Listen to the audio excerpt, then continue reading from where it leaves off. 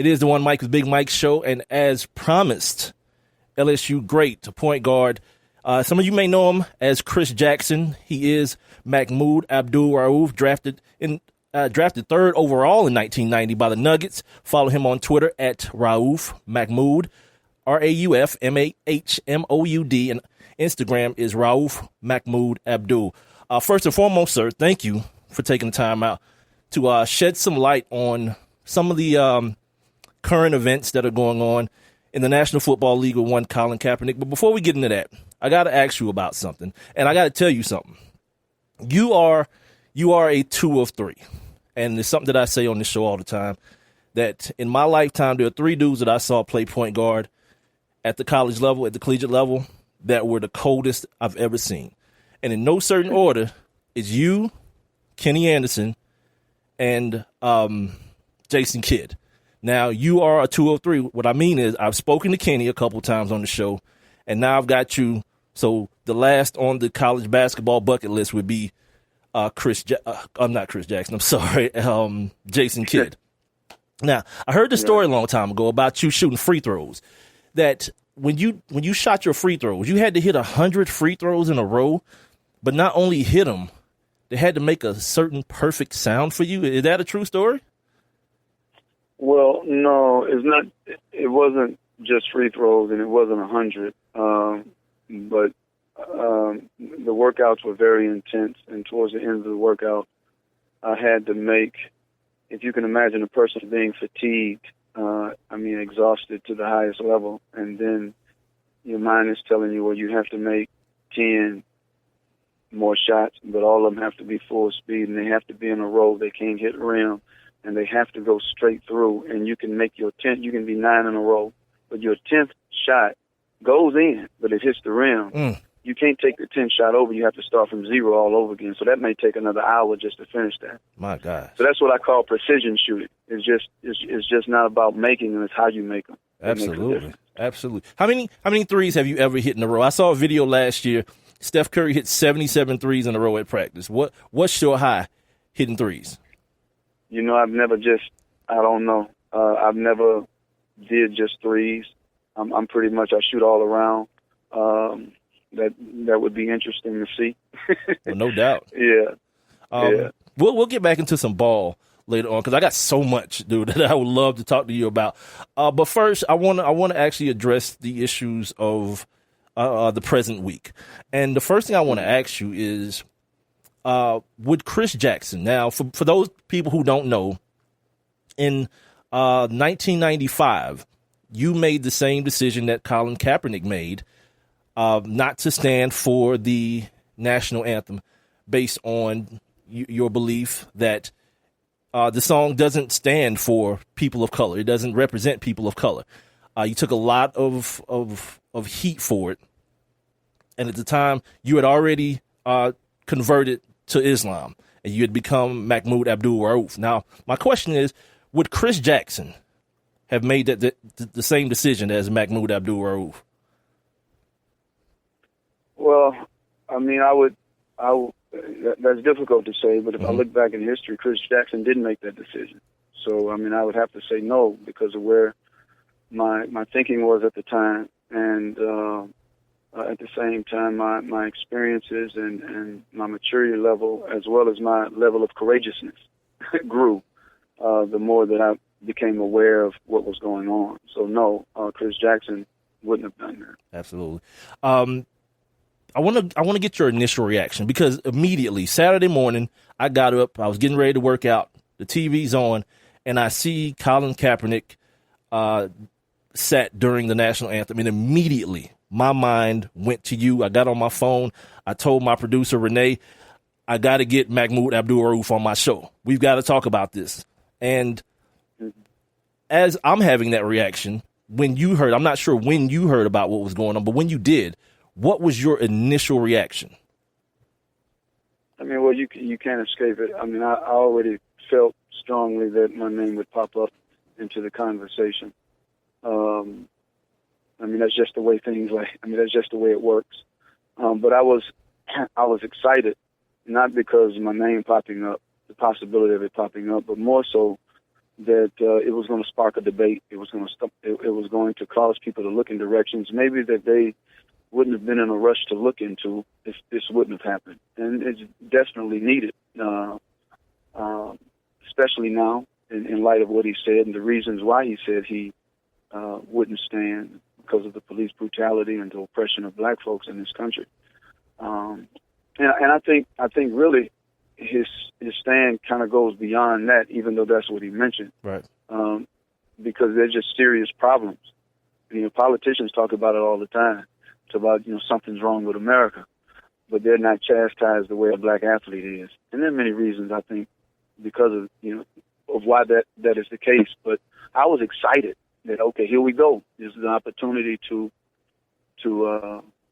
especially when it's a black athlete that does it, because of all of what comes with it. The issue of wealth comes into play. Well, how can you be speaking about oppression, and you have all of these millions and things of that nature? So it made me excited. Can we talk about that attitude for a minute? Because I talked about that yesterday on my show, how there is this pervasive attitude in America that as black people, we're not allowed to want more.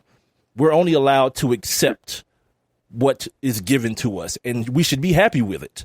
Can we talk about that attitude for a minute, especially from the position of a professional athlete like you once were?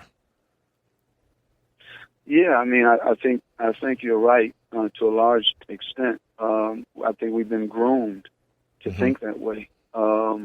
You have so many, for example. I mean, I think we're taught. I mean, I was reading something today, and they were talking about COINTELPRO and the FBI memorandum that came out, trying to basically promote athletes who are self-absorbed, who are into their fame, who are into their wealth, who are not going to challenge the system, who are not going to be revolutionary and thought-provoking. And I think this is why, for example, you have so many that kind of don't speak out, because in a sense, the wealth that they've accumulated that we've had, it becomes an instrument to purchase a person's silence. And we've been taught that, hey, don't buck the system, just play the game and things of that nature.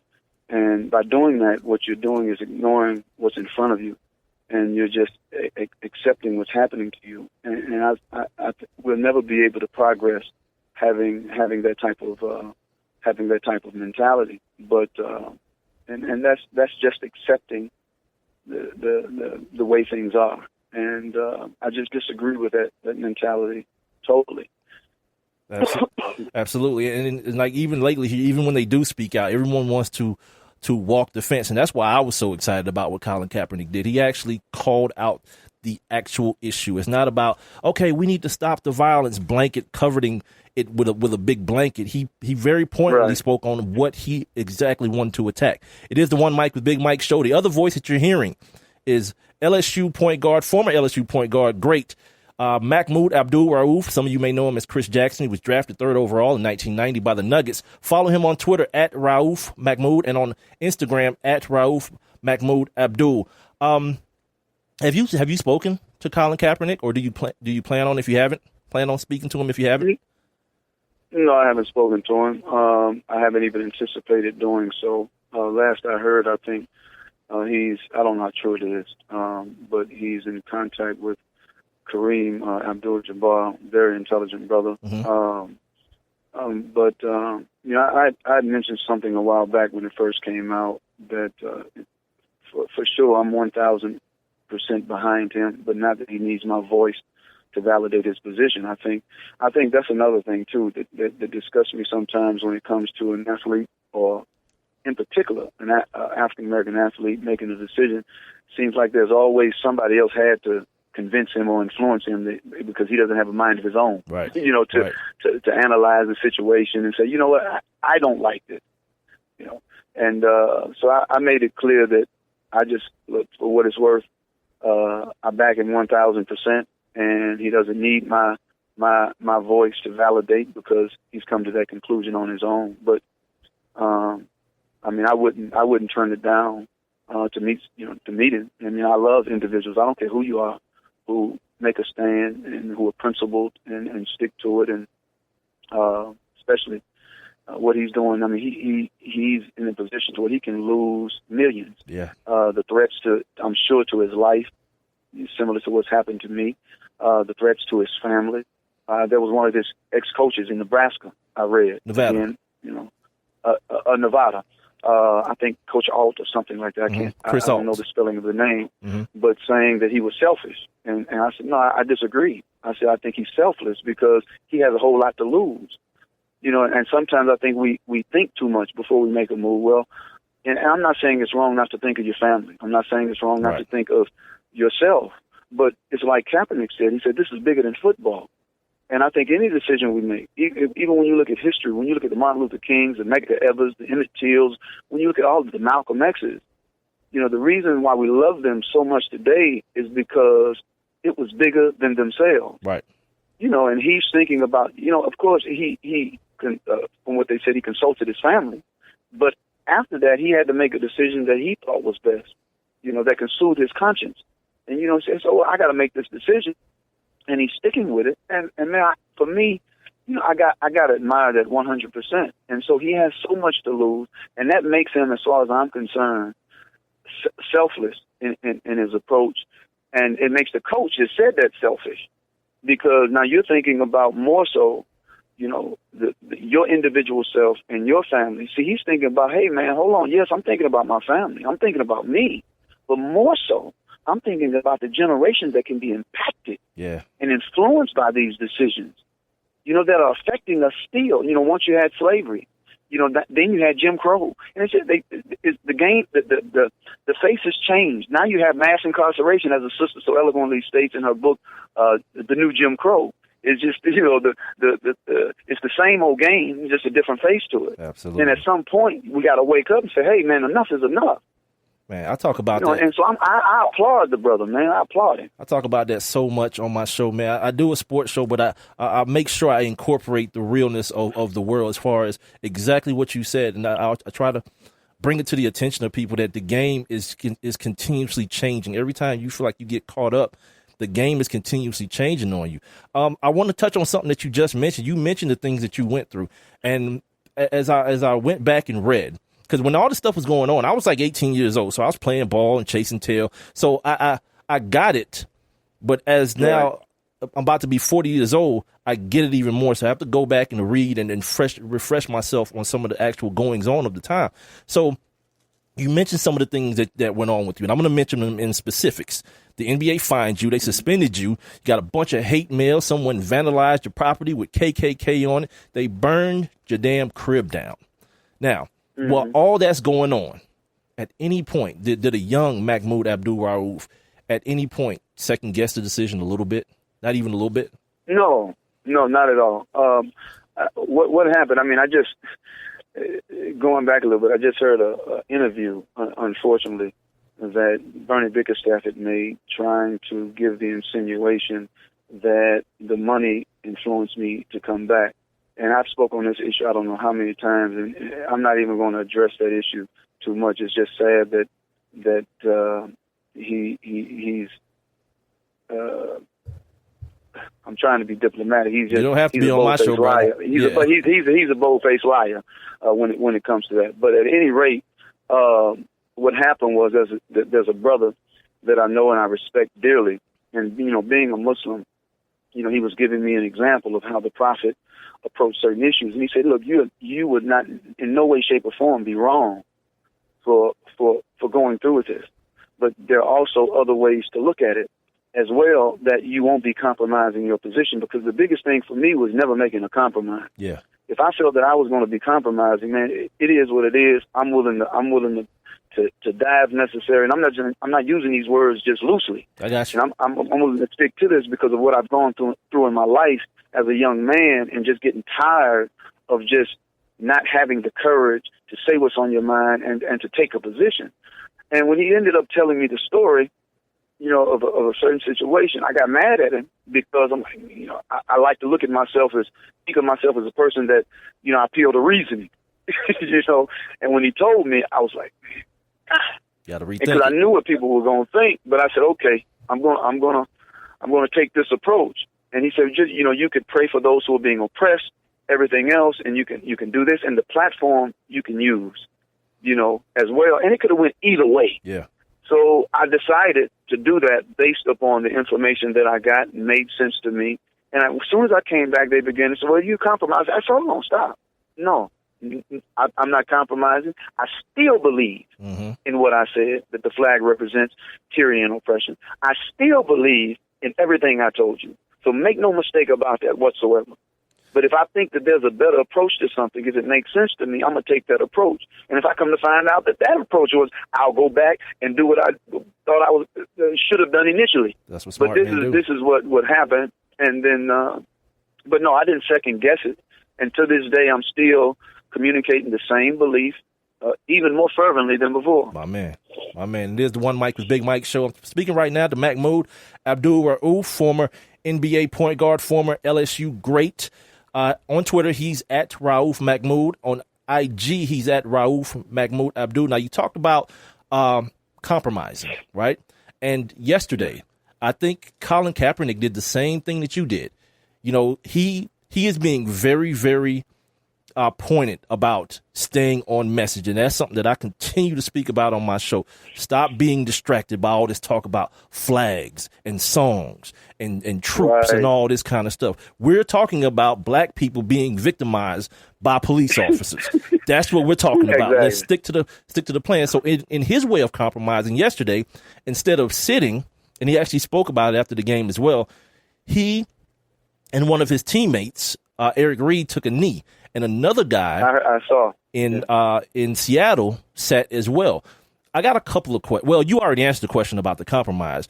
But my question to you is, now that we're seeing other players get involved with Colin Kaepernick's situation, when you were going through it, did you feel alone? Because I don't remember anyone with all the star power that was out there in the NBA at that time, probably the most star-rich point in NBA history. I don't remember a lot of people saying, man, this guy is right. Mahmoud Abdul-Raouf is right, and I got his back. Even members of your teammates. So what was that? What was the conversations like in the locker room?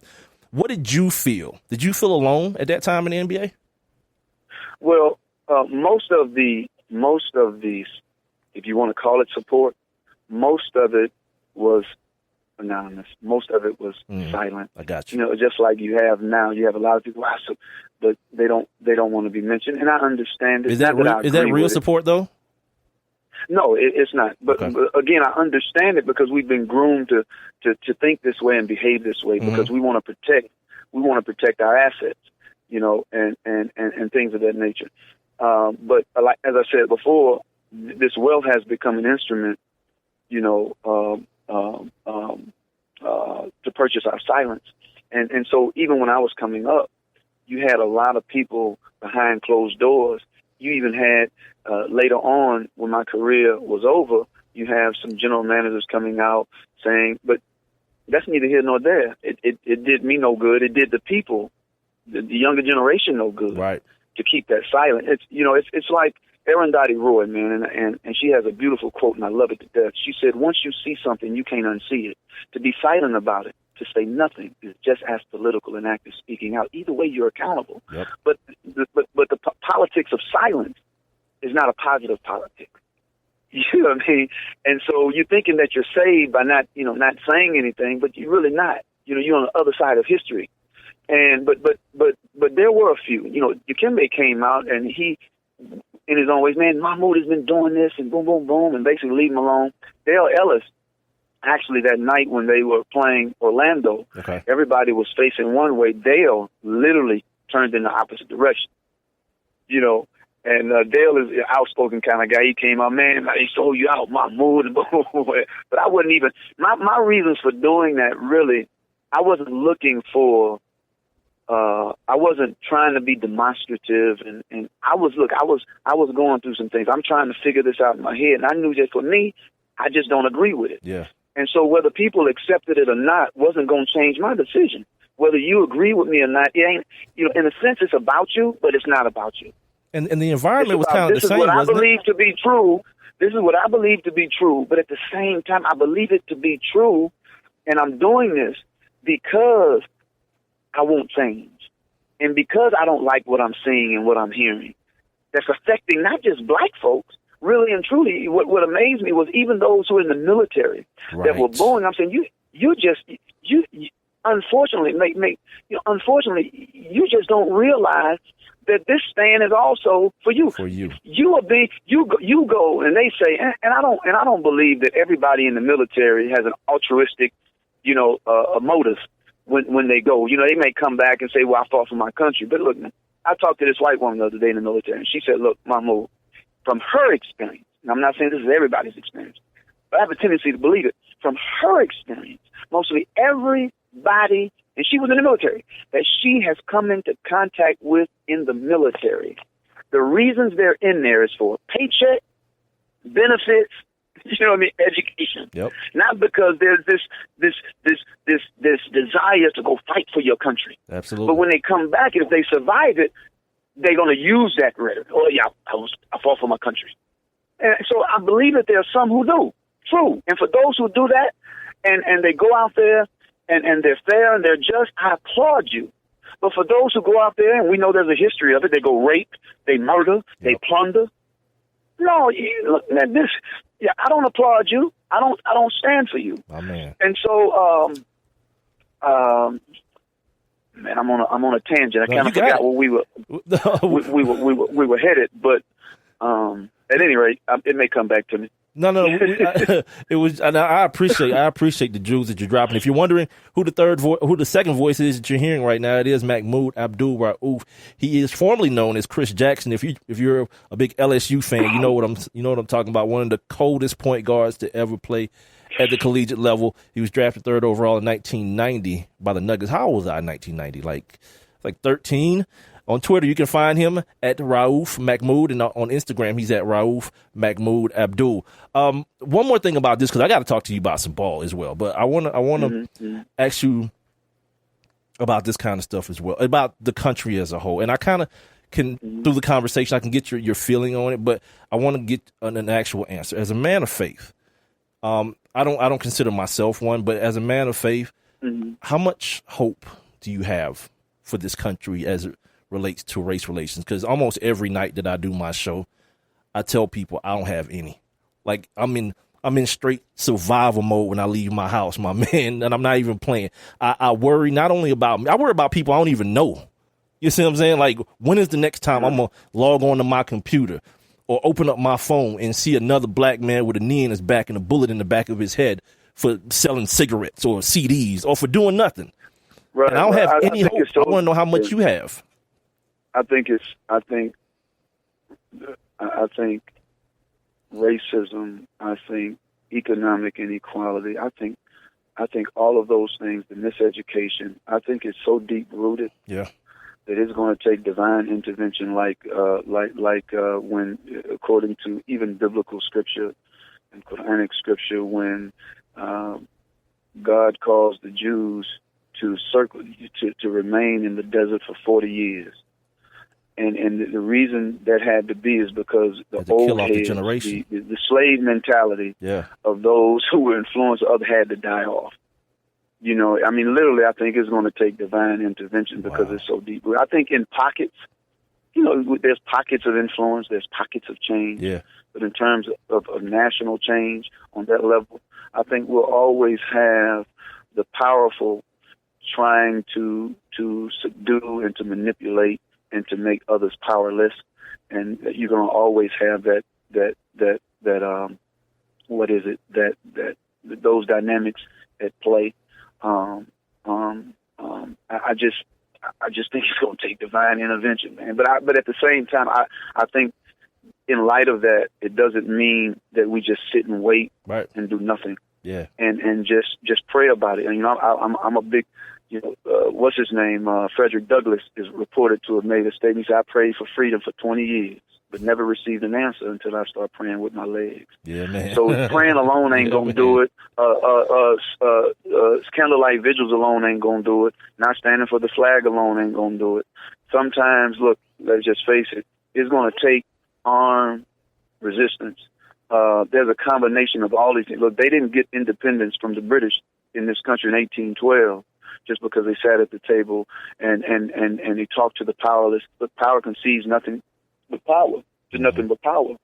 And so they just not going to give it up. Right. So, I mean, there has to be a combination of things. Unfortunately, sometimes even with this police brutality thing, you know, look, man, you don't want to see lives taken. We don't want to see lives taken on our side, and we would prefer that lives are not taken on no side. But unfortunately, in this country, and just period, in terms of human nature, as long as you continue to sit and talk and have candlelight vigils and silent protests, and look, these people are laughing at you while they're constantly killing you. They're constantly denying you, loans and all of these things. Miseducating your kids. Your community. Look, at the end of the day, look, man, they're laughing at you. And it takes something like, and people might not like this, but unfortunately, or fortunately, it takes something like people striking back, whether it's in Baton Rouge. I don't know those police officers. Maybe they were good. Right. But because the bad ones are making it, because the bad ones is giving a bad face to all of them, and the ones who are good are not speaking out. Turning a blind eye to it. Aaron Roy said, either way you're accountable, whether you're silent or you speak out. So your silence is basically endorsing what these people are doing, whether you're silent because, your finances, whether you're silent because you just lack courage. And so you can't be excused from being a part of it. So, oftentimes it takes these type of things to happen where people strike out against law enforcement after all of this is happening. But now you want to come and say, "Can we all get along?" Right. Well, we were trying to do that in the beginning. Right, dude, you sound like. Why does it take that for there to be change? Right. But sometimes it does, and so I'm not one that's. I hate it when people say, "Well, at least it was a nonviolent protest." At least, but sometimes they don't understand. I don't want to use the word violent. I don't want to use the word violence because they'll try to switch violence because it has a connotation of being a renegade. No, that's why I said armed resistance. You're resisting with arms the injustices that continue to happen to you. We're taught that in the Constitution. If the government doesn't uphold its objectives, of which it says it was to uphold, the citizens have the right to do what? Overturn it. This is in either the direct Declaration of Independence or the Constitution. There's something in law that tells you that you can make what? We are obligated. If we see a wrong happening, we can make a citizen's arrest. Yep. So, this is taking things into your own hands when there's an injustice there. So sometimes I don't just buy that non retaliatory approach. Sometimes you need that. Even biblically, Jesus, peace be upon him, told his disciples to buy swords at some point after the slapping you on the cheek.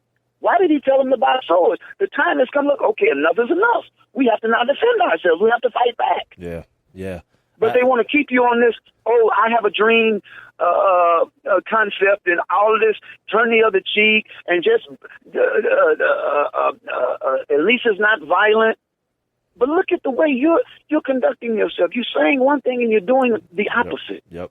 It's hypocrisy. And then acting surprised. That's after that stuff happened in Dallas, and after the kid drove from Kansas City to Baton Rouge and shot those police officers. It's the same thing, Mahmoud. I understand those men and women had families of their own as well, but to act surprised as though every time I turn around, I see someone in blue with a badge killing someone that looks like me. To act surprised when someone finally says, "You know what? F it. We coming back at you." To act surprised is ridiculous.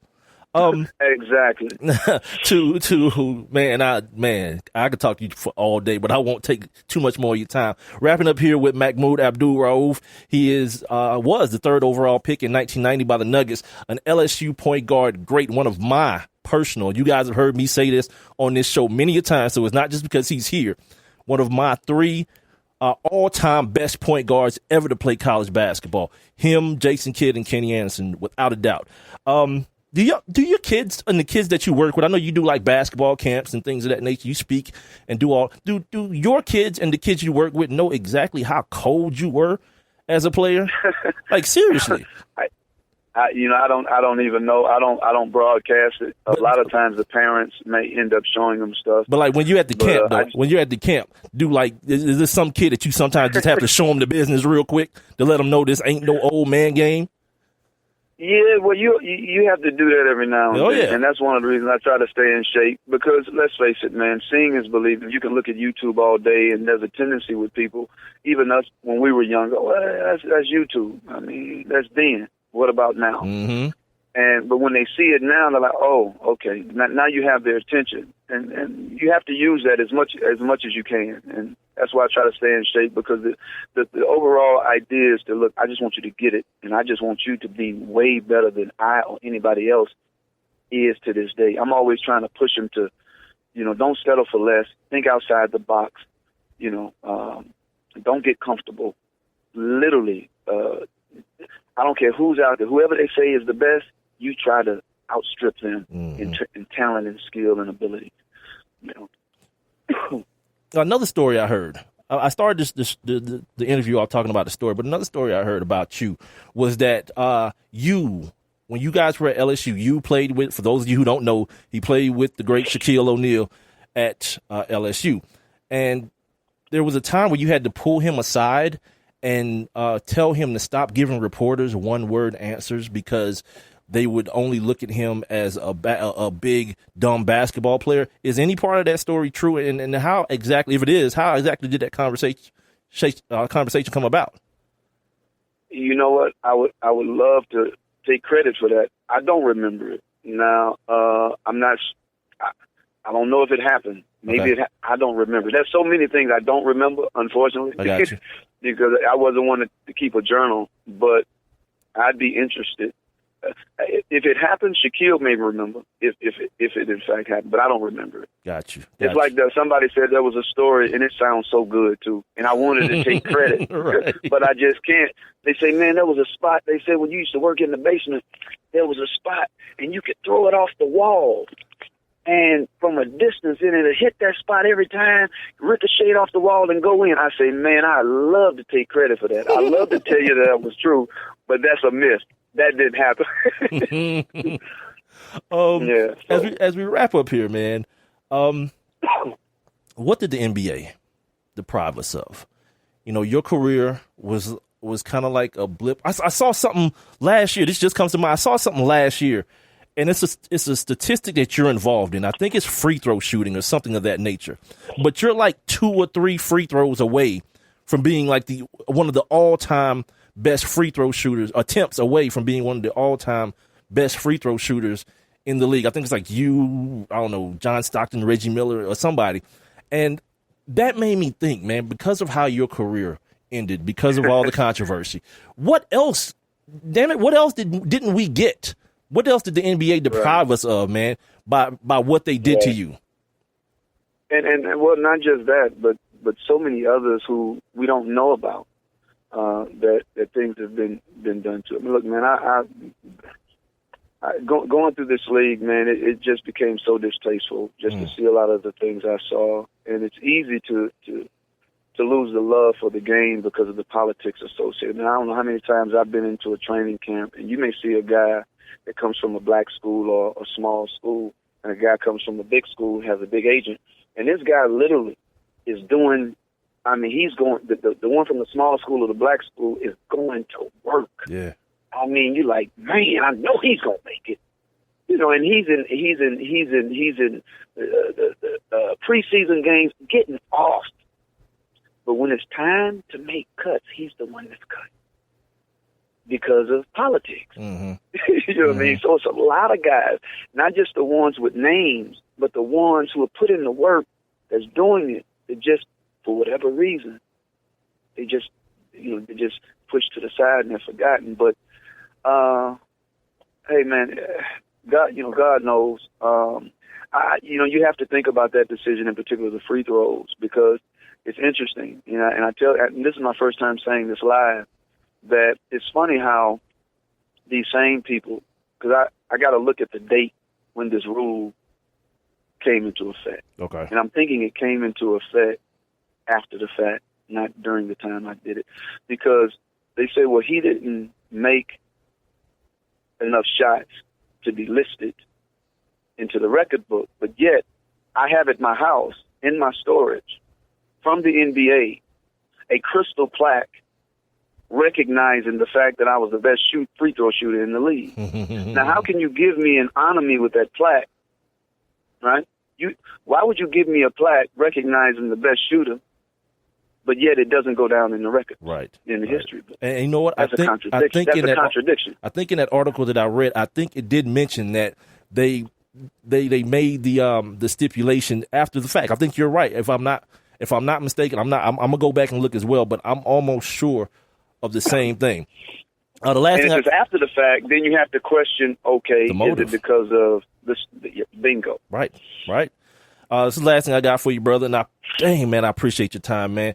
He is Mahmoud Abdul-Raouf, formerly known as Chris Jackson, one of the coldest point guards to ever do it. If y'all get off on what Steph Curry's doing, I saw Steph Curry many years ago, man. I saw this way back at LSU and with the Denver Nuggets. You know what I mean? We're just getting more of it right now with all the exposure. The last thing I got for you, and you talked about it earlier, staying in shape and all that, because I saw your pictures on the Instagram and all that, your workout pictures and all that. You know what I mean? You here in Atlanta, I find out you in my city as well. So, like, if the Hawks call, hypothetically, the Hawks call, how many minutes could you give the Hawks, man? Word up. Like, how many minutes could we get out of you? Yeah, man, I pride myself with trying to stay in the best shape. So, I work out with these guys. I train with them. It's not like I sit there just blow whistles and speak. So, right. I'm a competitor. But that's, I don't know. But I'm more into skill development, trying to take a guy and just trying to help them get, if God wills, if I can, if they, if that's what they want, and if I can relay something to them, I'm just trying to get them, man, to be the best that they can be. Not just as a basketball player, though, but just as much as humanly possible. If there's anything that I can relate beyond basketball, just from the human perspective, man, because it's bigger than basketball. That's what it is. It always has been and always will be. That's what it is. I tell people all the time, man, I believe that a shooter can shoot forever. It's just a matter of at some point you're going to have to guard somebody. And I think that's where, where the fall off is. Like if you and Reggie Miller and Dale Ellis wanted to go out on the court and all you had to do was shoot, I believe all three of you dudes would fill it up. But then the other side of the court is the problem. Once again, well, for some, some of us still can move. My bad. So I ain't gonna be in that. I'm not gonna be in that category. Just don't put me in there just yet. My bad, brother. No. I'm saying it in all humility. No doubt. Look, the natural wear and tear of the body. Let's face it. None of us can outrun it. But I'm sure that there's still some people that are out there that can still move pretty well and get some things done. I'm just for certain of it. But now, how long? I can't tell you that. If they can give you 20 minutes, 10 minutes. But yeah. There it is. Because what's his name looks real good right now? Vernon Maxwell. He looks very good for his age as well. Yeah. So, well, that black don't crack. But don't get me going off on a tangent, man. Don't get the black don't crack, and they don't get much blacker than Vern. So there's that. Well, you said it, not me. Look, man, it's been fun, man. You dropped some quotes on us. You dropped some jewels. Man, you don't understand how much I appreciate this, Mahmoud. Thank you so much for your time. Likewise. Thank you, bro.